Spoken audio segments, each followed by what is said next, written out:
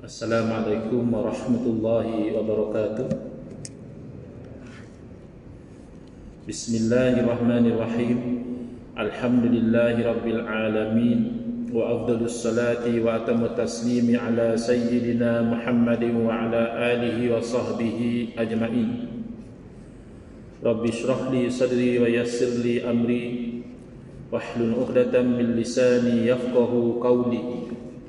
Subhanaka la ilma lana illa ma 'allamtana innaka antal alimul hakim.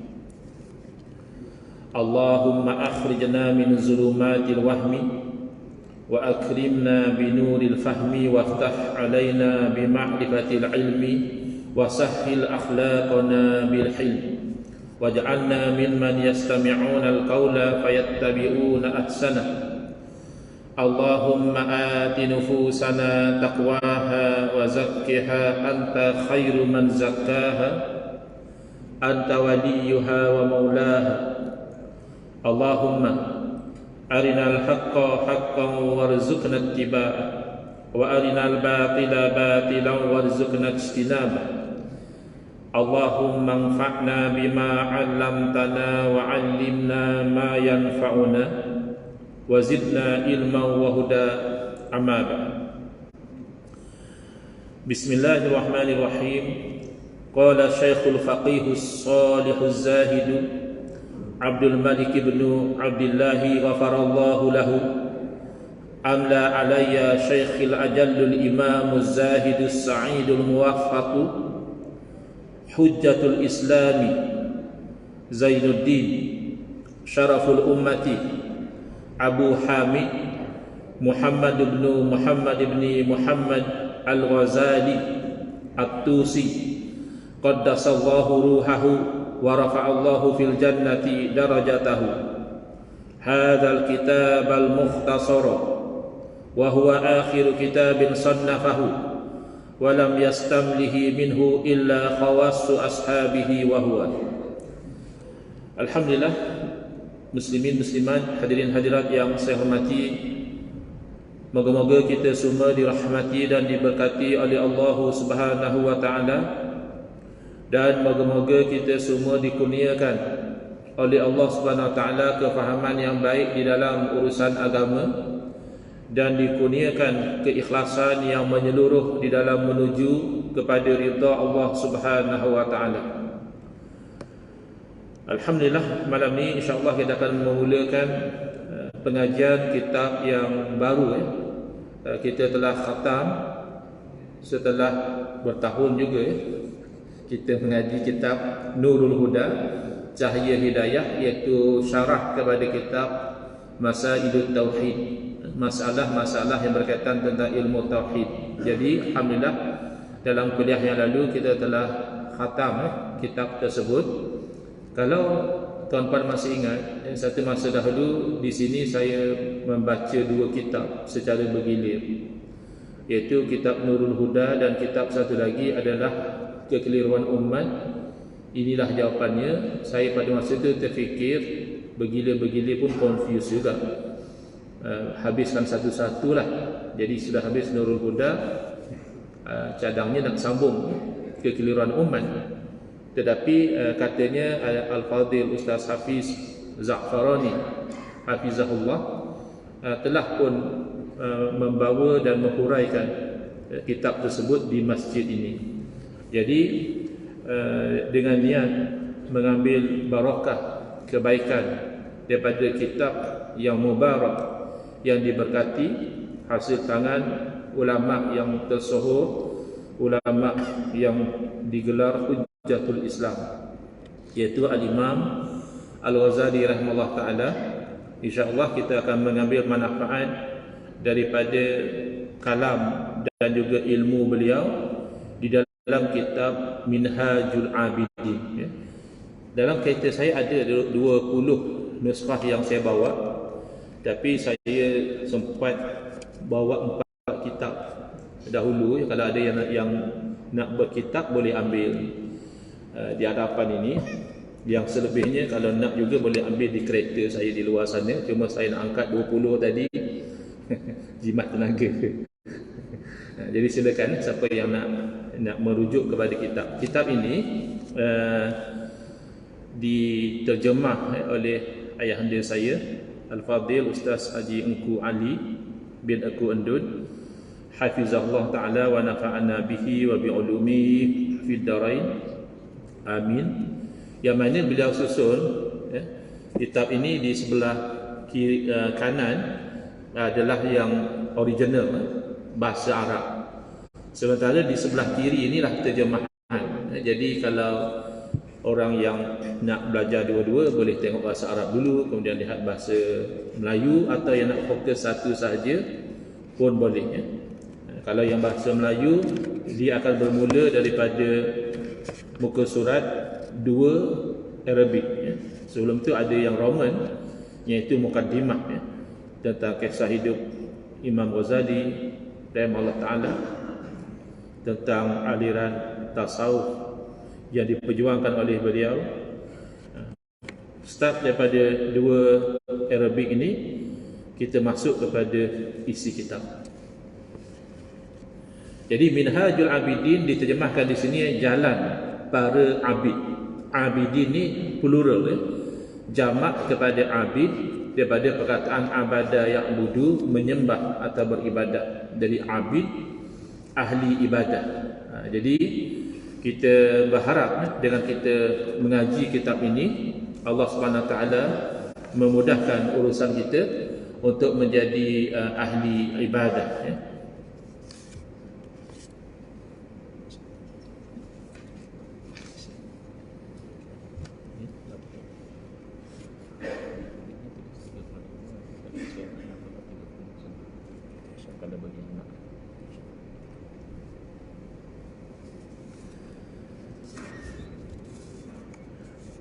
Baik, ada lagi ya, ada 16 kitab lagi, mungkin boleh ambil lah nanti di kereta, ataupun ada, kalau ada orang muda yang nak tolong angkat, saya boleh bagi kunci kereta.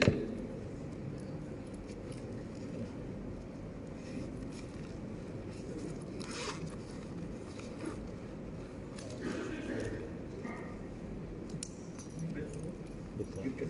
Buat penceramah di bahagian seat belakang. Dalam kotak ya. Tolong. Sebab 16 kitab, kalau bawa berdua 8 kitab seorang okey. Sebelah tangan 4 atau 8 kitab boleh insya-Allah. Baik, jadi yang dah dapat kitab yang mana nak tengok terjemahan itu sebelah kiri, cari muka surat 2 Arabic, bukan yang Roman ya. Roman itu kisah hidup Imam Ghazali. Start daripada 2 Arabic itu isi kitab. Jadi dimulai dengan Bismillahirrahmanirrahim, dengan nama Allah yang Maha Pemurah lagi Maha Penyayang.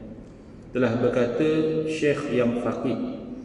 Faqih makna orang yang faham dalam urusan agama, atau faqih juga merujuk kepada ulama yang boleh beristihad, atau paling tidak faqih juga merujuk kepada seorang yang mahir di dalam hukum hakam, atau dikenali sebagai ilmu fiqh, disebut sebagai faqih.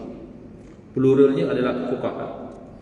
Jadi berkata syekh yang faqih, yang mahir dalam ilmu agama, yang soleh, yang zuhud, yakni yang hatinya tidak cinta kepada dunia.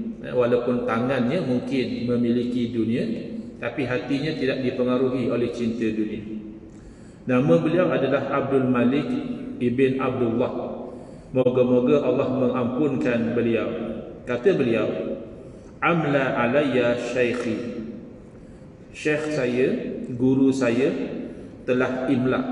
Imla ni maknanya diktat ya. Guru baca, anak murid tulis ya. Guru saya yang mulia, iaitu imam, yakni yang menjadi ikutan dalam ilmu, yang zuhud orangnya, yang dia itu tidak diperhambakan oleh dunia, as-sa'id, yang bahagia, al-muwaffaqu, yang diberi taufik oleh Allah Subhanahu Wa Taala yang digelar beliau ini dengan gelaran yang tidak semua ulama digelar dengan gelaran ini, iaitu Hujjatul Islam, hujjah kepada Islam. Jadi beliau ini banyak memenangkan kebenaran melawan kebatilan ahli-ahli falsafah, melawan kebatilan golongan batiniyah, golongan yang kononnya tasawuf tetapi tidak bersyariat lagi, tidak lagi menghiraukan hukum hakam. Jadi Imam Ghazali juga berhujjah dan mengalahkan kebatilan golongan ahli falsafah dan juga batiniyah. Zainuddin, iaitu yang menjadi perhiasan kepada agama. Syaraful ummah, yang menjadi kemuliaan, kebanggaan kepada umat. Abu Hamid, bapa kepada si Hamid, ya, ini style orang Arab lah, ya, bapa siapa. Nama beliau adalah Muhammad. Nama Imam Ghazali sama dengan nama imam kita, Imam Syafi'i rahimahullah ta'ala. Tinggal lagi Imam Syafi'i Muhammad bin Idris, ya. Sementara Imam Ghazali Muhammad bin Muhammad bin Muhammad, 3 kali. Beliau bernama Muhammad, bapa beliau juga bernama Muhammad, dan datuk beliau juga bernama Muhammad. Al-Ghazali nisbah kepada pekerjaan ataupun tempat. Ghazal boleh jadi orang yang menenun kain. Dikatakan bapa beliau ni mencari pekerjaan, mencari makan dengan bekerja sebagai menenun kain. At-Tusi, tempat di Parsi, di Iran, bernama Tus. Qaddasallahu ruhahu, moga-moga Allah mensucikan ruh beliau dan mengangkat oleh Allah Ta'ala akan kedudukan beliau di dalam syurga. Jadi apa yang didiktit, apa yang diimlak oleh Imam Ghazali kepada Syekh Abdul Malik bin Abdullah ini, itulah kitab yang ringkas ini. Jadi standard orang zaman dahulu, kitab Minhajul Abidin ni ringkas, ya. Yang terjemah ni pun hanya sekadar 2 jilid saja. Berbeza dengan kitab Ihya Ulumuddin, juga disusun oleh Imam Ghazali, itu sampai berjilid-jilid, mungkin 6, 7, 8 jilid, tengok macam mana cetak. Tapi kalau kitab Minhajul Abidin, kalau yang Arabik mungkin 1 saja. Jadi dianggap ringkas, ya. Ringkas-ringkas pun wallahu a'lam lah. Berapa tahun pula kita mengaji. Yang di Fitnul Huda pun bertahun, ya. Wallahu a'lam lah. Tengok taufik hidayah daripada Allah Ta'ala. Yang mana ini adalah kitab yang akhir yang beliau karang, yang beliau susun, dan beliau tidak diktit, tidak baca kitab ini kecuali itulah orang-orang yang khusus di kalangan murid-murid beliau. Jadi murid-murid beliau yang terpilih bila bacakan kitab ini. Tapi bukan dibaca secara umum, tidak. Wahwa, dan inilah isi kitabnya. Qala rahimahullah ta'ala, alhamdulillahil malikil hakimil jawadil karimil azizir rahim, alladhi khalaqal insana fi ahsani taqwim, wa fataras samawati wal arda bi qudratihi, wa dabbaral umura fid daraini bi hikmatihi, wa ma khalaqal jinna wal insa illa li ibadatihi. Segala puji milik Allah Subhanahu wa taala. Apa-apa pujian, baik makhluk sesama makhluk memuji, baik makhluk memuji Allah, atau Allah memuji makhluk, atau Allah memuji dirinya sendiri, itu semua milik Allah, yang merupakan Raja yang maha bijaksana, yang mulia lagi pemurah, yang agung lagi penyayang, yang menciptakan manusia pada sebaik-baik kejadian dan menjadikan langit dan bumi dengan kekuasaannya, dan mentadbir segala urusan pada 2 negeri, iaitu negeri dunia dan negeri akhirat dengan hikmahnya. Tuan-tuan jumpa ke? Jumpa buku surat 2, ya. Tapi saya tak strictly follow yang terjemahan ni. Saya tidak terikat sangat, ya. Tapi insya-Allah tak lari daripada apa yang tertulis di sini. Walaupun perkataan saya guna mungkin lain sedikit, tapi insya-Allah maknanya menuju kepada makna yang sama. Dan tidaklah Allah menciptakan jin dan manusia kecuali untuk beribadah kepadanya. Jadi mukaddimah kitab Imam Ghazali ini sudah menunjukkan kepada isi kitab.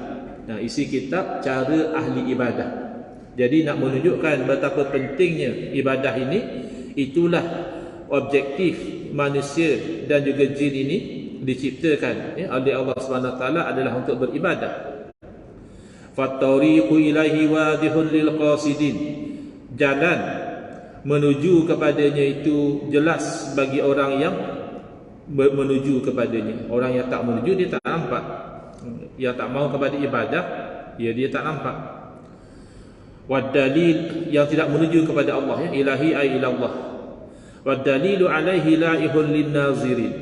Dan dalil yang menunjukkan kepada kewujudan Allah, kekuasaan Allah, keesaan Allah, kesempurnaan Allah, keagungan Allah, keindahan Allah, itu bersinar bagi orang yang memandang. Tapi memandang dengan akal fikiran.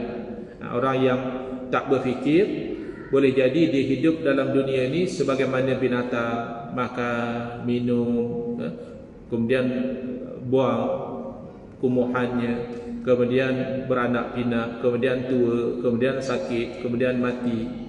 Tak perasan ada Tuhan. Walakinna Allah yudhillu man yasha' wa yahdi man yasha' wa huwa a'lamu bil muhtadin. Allahumma ij'alna minal muhtadin. Akan tetapi walaupun jalan kepada Allah itu jelas, walaupun dalil kepada kewujudan dan kuasaan Allah itu jelas, akan tetapi Allah Ta'ala menyesatkan siapa yang dia kehendaki dan memberi hidayah kepada siapa yang dia kehendaki. Jadi masing-masing ada untuk nasib dia atas dunia ini. Minhum syaqiyun wa sa'id. Ada di kalangan mereka itu yang celaka, yang bakal menjadi ahli neraka, dan ada sebahagian daripada mereka itu orang yang bahagia. Kan nanti di bulan Ramadan biasa juga solat tarawih atau sebelum witir, antara doa yang dibaca oleh imam, Allahumma ja'alna fi hadhihi al-lailati syarifatil mubarakati minas su'ada'il maqbulin wa la taj'alna minal ashqiya'il mardudin. Jadikanlah kami pada malam yang berkat ini dia kalangan orang yang bahagia, yang diterima amal ibadah dia. Dan jangan jadikan kami di kalangan orang-orang yang celaka, yang ditolak amalan-amalan dia di dunia tidak diterima. Mungkin kerana kufur dia, mungkin kerana syirik dia, mungkin juga kerana tidak ikhlas kepada Allah Subhanahu Wa Taala. Dan dialah yang lebih mengetahui siapakah yang mendapat hidayah. Kadang-kadang kita menyamar, kita berlakon, kita berlagak, kita mendakwa kononnya kita lah yang paling betul, kita lah yang paling sunnah, kita lah yang paling wara', kita lah yang paling soleh. Tak perlu dakwa. Allah lebih tahu. Wassalatu ala sayyidil mursalin. Selawat ke atas penghulu segala rasul, wa ala alihil abrari tayyibin at-tahirin, dan ke atas keluarga baginda yang elok-elok, yang baik-baik, yang bersih-bersih. Wasallim wa azim ila yaumiddin. Dan salam serta besarkan, agungkan kedudukan mereka hingga hari kiamat. I'lamu ya ikhwani as'adakumullah wa iyaya bimardatihi. Amin. Moga-moga doa Imam Ghazali ini Allah makbulkan kena kepada kita juga.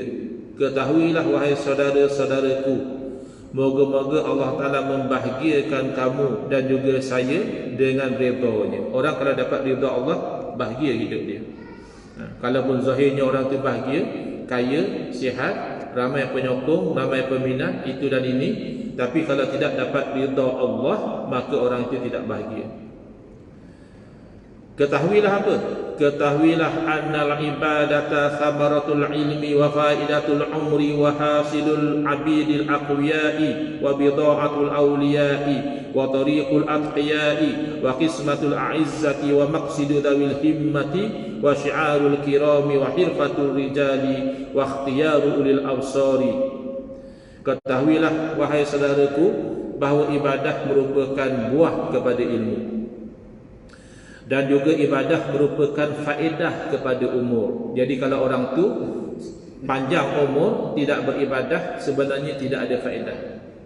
Orang kalaupun umurnya pendek, masih muda lagi, masih remaja lagi, sudah meninggal dunia, tapi banyak faedah kalau umur itu diisi dengan ibadah. Dan inilah penghasilan, inilah produk hamba-hamba Allah yang kuat. Bukan yang bergusti, bukan yang bertaekwondo, bukan yang suka bergaduh, tapi yang beribadah. Tak percaya orang yang angkat besi di gym tu, kalau bukan ahli ibadah, angkat selimut pagi-pagi pun tak mampu dia. Terasa berat dia nak angkat selimut, nak bangun sembahyang subuh. Padahal dia di gym boleh angkat dia besi yang berat-berat, tapi hakikat dia tidak kuat. Dan inilah yang merupakan barang dagangan para wali, dan inilah jalan orang yang bertakwa, dan inilah bahagian habuan orang yang mulia, dan inilah tujuan orang yang mempunyai himmah yang tinggi, dan inilah syiar kepada orang-orang yang mulia, dan inilah profesi pekerjaan orang-orang yang anak jantan. Ar-rijal ni maknanya lelaki, termasuk perempuan sebenarnya. Tapi bukan bercakap tentang lelaki sebagai lelaki, tapi bercakap tentang keberanian. Orang yang berani, dia mahu beribadah. Dan inilah pilihan orang yang mempunyai pandangan mata hati, dan inilah jalan kebahagiaan. Wa minhajul jannah, dan inilah juga jalan menuju kepada syurga. Mana dalil? Qala Allah Ta'ala, wa ana rabbukum fa'budun. Wa qala ta'ala, inna hadha kana lakum jazaa'an wa kana sa'yukum mashkura. Firman Allah Ta'ala, dan aku merupakan Tuhan kamu, maka sembahkan aku, beribadah kepada aku. Jangan menyembah dan beribadah kepada selain daripada Allah Subhanahu Wa Ta'ala. Itu namanya syirik. Boleh jadi syirik yang jali, yang jelas, bagaimana yang dilakukan oleh orang-orang kafir musyrik. Boleh jadi juga syirik yang khafi, yang dilakukan oleh orang Islam yang riya, yang melakukan ibadah untuk mendapat habuan dari manusia. Jangan. Allah perintah fa'budun, yakni sembah akan aku, ibadah akan aku. Dan firman Allah Ta'ala, sesungguhnya ini merupakan, yakni syurga dan juga balasan baik di akhirat, merupakan jazaa, merupakan habuan pembalasan, dan adalah amal-amal kamu itu disyukuri. Walaupun hakikatnya Allah Subhanahu Wa Ta'ala tidak perlu kepada ibadah kita. Kalau kita tidak beribadah, Allah tetap Allah. Allah tetap berkuasa. Beza kalau kita manusia, kalau orang tidak taat pada kita, jatuhlah. Kerajaan pun jatuh kalau orang sudah tidak undi. Tapi Allah tidak perlu pada undi, tidak perlu pada orang sembahyang. Kalau tidak ada orang sembahyang, Allah tetap Allah.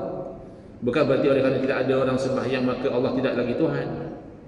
Tetapi walaupun begitu, Allah tidak perlu pada sembahyang kita, tidak perlu kepada puasa kita, tidak perlu pada haji kita, tapi usaha kita itu disyukuri, diberi balasan pahala dan syurga oleh Allah Subhanahu Wa Ta'ala.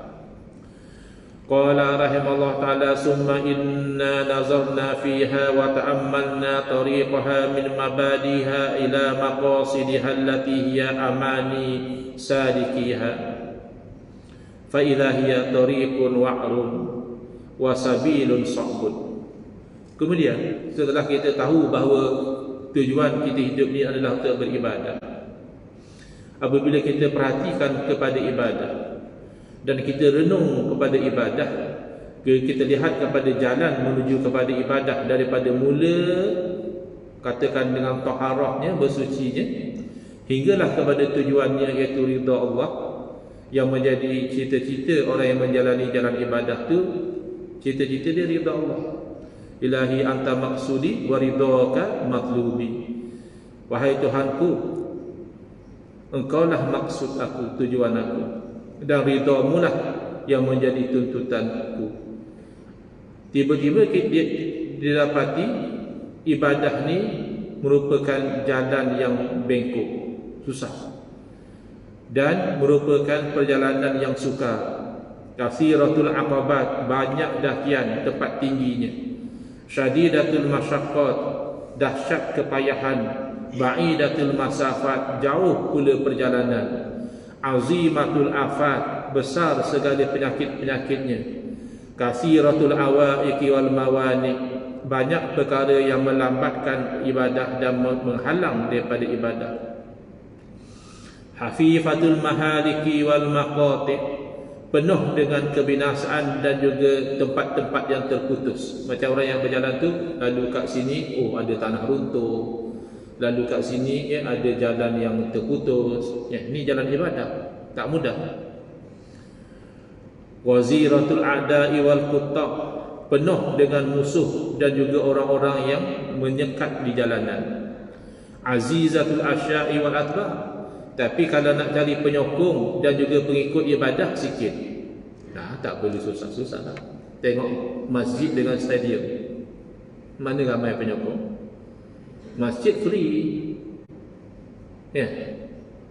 tapi stadium kena bayar. Lagi kalau konsert yang seat yang khusus tu sampai ratus-ratus penuh, sold out. Nak kata macam mana? Inilah ceritanya. Wa hakaza yajibu an takun. Dan macam inilah kata Imam Ghazali yang sepatutnya berlaku pun. Kita nak komplain macam mana? Li'annaha tariqul jannah, kerana ibadah jalan ke syurga. Jadi bila jalan ke syurga tak ramai. Bukan orang nak masuk syurga, tapi ini rahsia dia. Fayasiru hadha tasdiqan lima qalahu sallallahu alaihi wasallam, maka jadilah keadaan ini membenarkan apa yang disabdakan oleh Nabi sallallahu alaihi wasallam. Kalau Nabi sabda, tak mungkin tak akan berlaku, pasti berlaku. Apa dia? Ala wa innal jannata huffat bil makarihi wa innan nara huffat bis syahawat. Ketahuilah, sesungguhnya syurga itu dikelilingi oleh benda-benda yang dibenci oleh nafsu. Lagi 2 hari nak kena tahan lapar, makanan dah ada depan mata tapi tak boleh makan. Cuaca panas, dahaga sangat, bibir dah pecah-pecah, tekak dah kering, air ada depan tu, air kelapanya, air tebunya, ABC-nya, cendolnya, tapi tak boleh minum. Nafsu tak suka. Lagi pula yang kahwin sebelum Ramadan, karen kuat, tapi nak tunggu maghrib macam lambat, tapi rasa-rasa macam nak dah. Nafsu tak suka. Tetapi kalau neraka dikelilingi dengan syahwat, bahkan kalau nak masuk neraka senang, tak payah buat apa, tak payah semayang, tak payah puasa, tak payah haji. Apa yang rasa senang buat, masuk neraka. Waqala sallallahu alaihi wasallam, ala wa innal jannata hazlun bi rubwatin, ketahuilah bahawa syurga itu umpama tempat yang sukar, yang tinggi untuk didaki. Wa innan nara sahlun bi sahwatin, sementara neraka itu ibarat jalan yang landai, yang mudah untuk dilalui. Ibarat kata naik basikal, kalau naik bukit kan payah. Kalau turun bukit tak payah kayu pun laju. Macam itulah kalau nak ke neraka. Wallahu a'lam. Bismillahirrahmanirrahim. Alhamdulillah bil alamin, wassalatu wassalamu ala asyrafil anbiya'i wal mursalin wa ala alihi wa sahbihi ajma'in. Allahumma shrah sudurana wa ahsin akhlaqana wa azim ujurana wa nawwir qulubana bi nuri hidayatika kama naqtadha bi nuri syamsika abadan abada bi rahmatika ya arhamar rahimin. Allahumma qulna min dillatil ma'siyati ila izzatil taati ya arhamar rahimin. Wa sallallahu ala sayyidina Muhammadin wa ala alihi wa sahbihi wasallam. Alhamdulillahil alamin. Kitab itu siapa yang nak simpan terus, nak belilah katakan, harga di kulit itu 35, tapi nak senang 30 saja. Kalau nak bayar terus kepada saya boleh, ataupun lantik satu orang masjid yang incas bayar kepada dia pun boleh juga. Kalau tak nak pun boleh pulangkan kembali ke hadapan. Nanti apa ni masjid bayarkan dulu lah.